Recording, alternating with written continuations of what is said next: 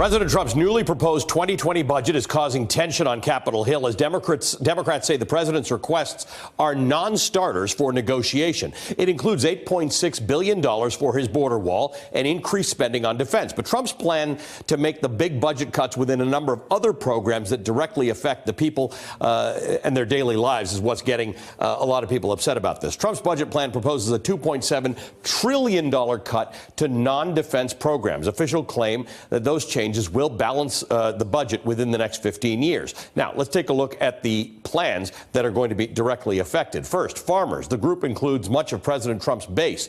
The new budget would cut 15%, that's $3.6 billion, from the Department of Agriculture. Now, officials say they plan on eliminating funds from, quote, overly generous subsidy programs. Coming up next, health programs. Back in 2016, President Trump vowed not to make major cuts to Medicare and Medicaid. However, his new proposal plans to cut nearly $845 billion from Medicare over the next 10 years and $1.5 trillion from Medicaid. President Trump is also making major changes to HIV and AIDS programs. In February, Trump pledged to end the HIV epidemic in the United States by 2030. The new proposal would provide $291 million to the Department of Health and Human Services to fight the disease, but it cuts funding for global assistance, which Trump pushed for as well. And lastly, the Department of Education plans to cut 10%, $7.1 billion. The new budget proposal plans to eliminate higher education research, teacher development programs, and the popular public service loan forgiveness program.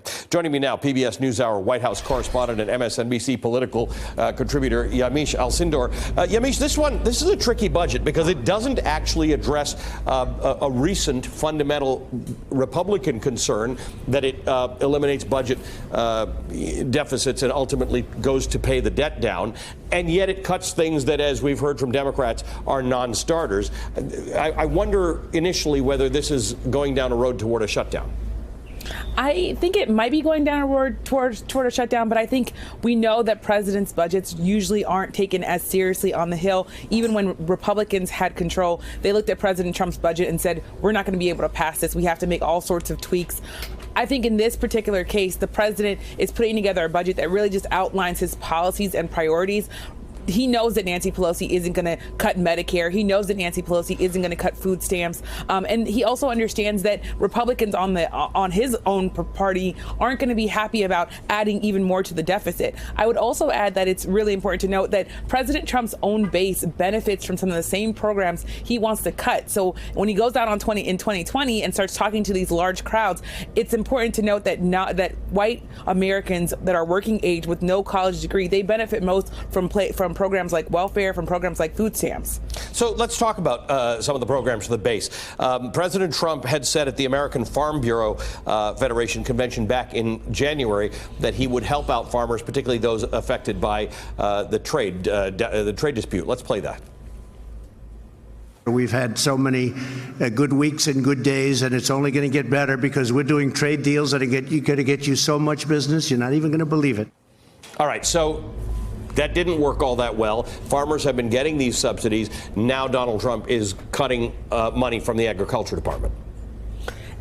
It in some ways boggles the mind, but the president is essentially banking on this idea that people will like his rhetoric, will like the economy booming, will like the unemployment rate being low, and they will look at those things and say, okay, President Trump is doing what he said he was doing, even if it's hurting my bottom line. Now, I have interviewed a bunch of Trump supporters who even as they are hurt by programs that President Trump cut or taken away, that they somehow still turn to the Republicans and say, this party better reflects my values than Democrats. So while farmers are probably going to be very upset at not only the trade issues, but also the immigration issues, where we're hearing stories where farmers can't even get employees to pick their fields. There's this idea that I think his base could still sticking with him, so that could still happen.